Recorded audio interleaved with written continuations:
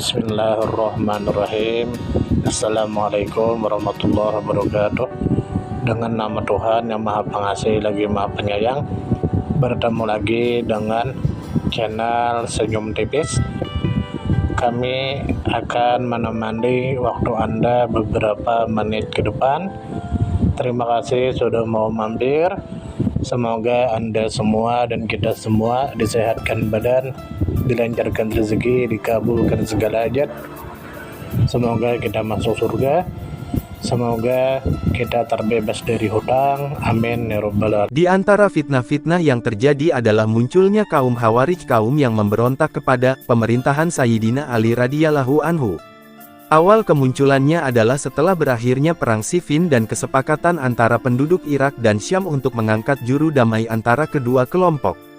Di tengah perjalanan kembalinya Ali radhiyallahu anhu ke Kufah, kaum Khawarij memisahkan diri darinya padahal sebelumnya mereka bersama pasukannya dan mereka singgah pada suatu tempat yang bernama Harura. Jumlah mereka mencapai 8.000 orang, ada juga yang mengatakan 16.000 orang. Kemudian Sayyidina Ali mengutus Ibnu Abbas radhiyallahu anhuma kepada mereka. Maka Ibnu Abbas berdialog dengan mereka, sehingga sebagian mereka kembali dan bergabung dengan golongan yang mentaati Ali. Golongan Khawarij menyebarkan isu bahwa Sayyidina Ali telah taubat dari keputusan hukum.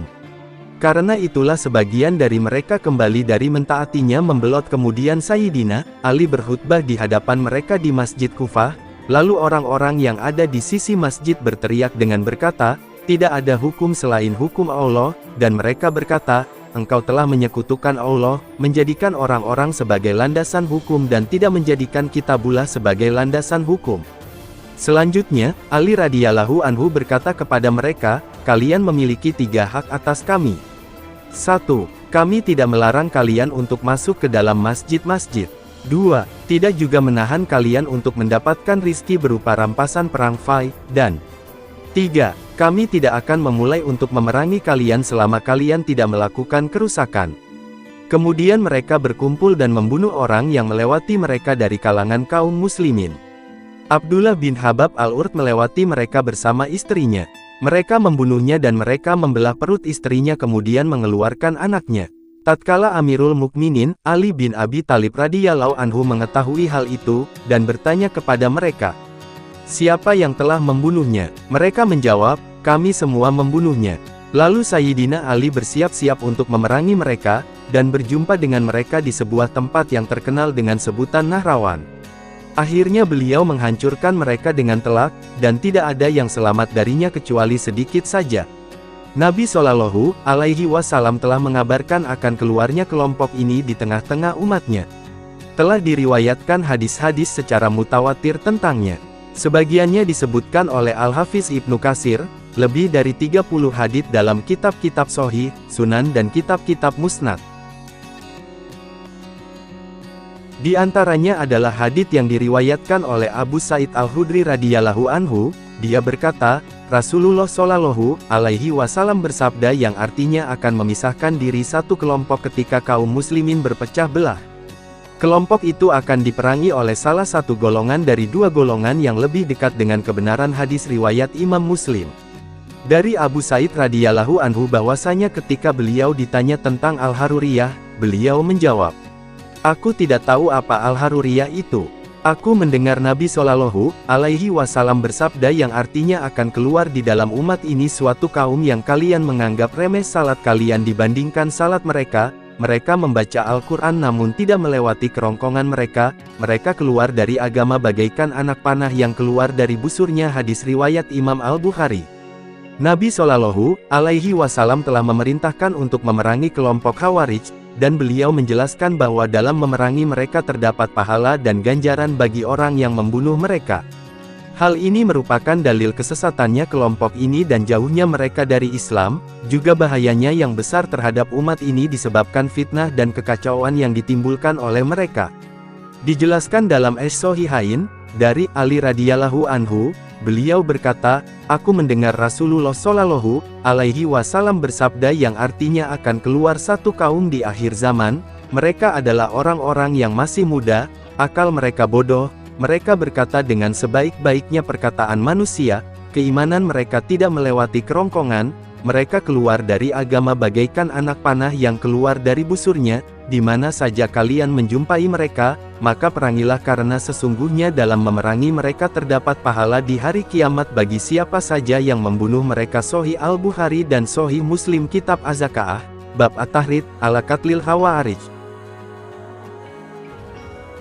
Imam Al-Bukhari rahimahullah berkata, Ibnu Umar radhiyallahu anhuma menganggap mereka sebagai makhluk Allah yang paling jelek, dan beliau berkata, sesungguhnya mereka mengambil ayat yang turun untuk orang-orang kafir, lalu menjadikannya untuk orang-orang yang beriman. Sahih Al-Bukhari, Kitab Istita'abul Murtadiin, Bab Qatlul Khawarij. Dan Ibnu Hajar berkata, sanadnya Hasan. Fathul Bari.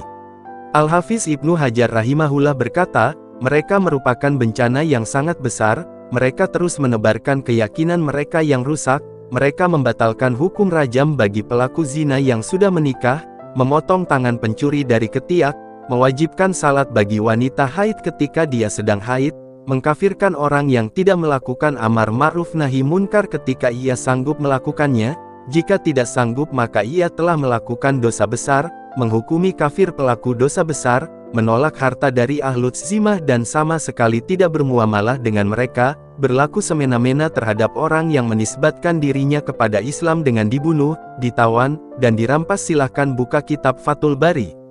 Kaum Khawarij senantiasa menampakkan dirinya hingga Dajjal menjumpai kelompok terakhir dari mereka.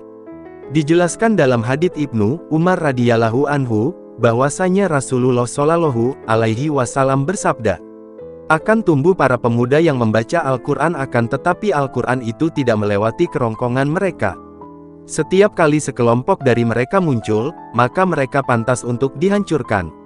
Ibnu Umar berkata, aku mendengar Rasulullah Shallallahu alaihi wasallam berkata, setiap kali sekelompok dari mereka keluar, maka mereka pantas untuk dihancurkan, lebih dari 20 kali hingga Dajjal keluar di dalam kelompok terakhir. Silahkan buka kitab Sunan Ibni Majah, Al-Muqaddimah, Bab Zikrul Khawarij. Dan hadits ini Hasan. Harura, sebuah desa berjarak 2 mil dari Kufah, kepadanyalah kaum Khawarij dinisbatkan, maka mereka disebut juga Haruriyah.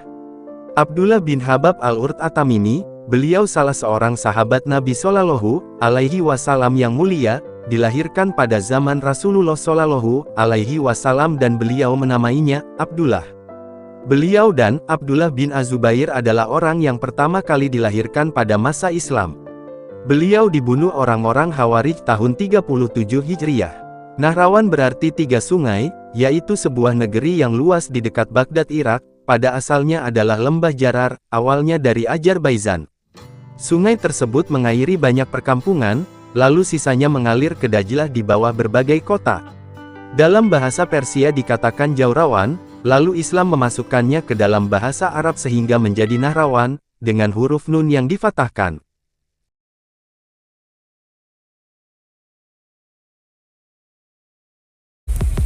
Terima kasih banyak.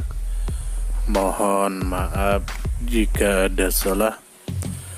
Semoga kita masuk surga.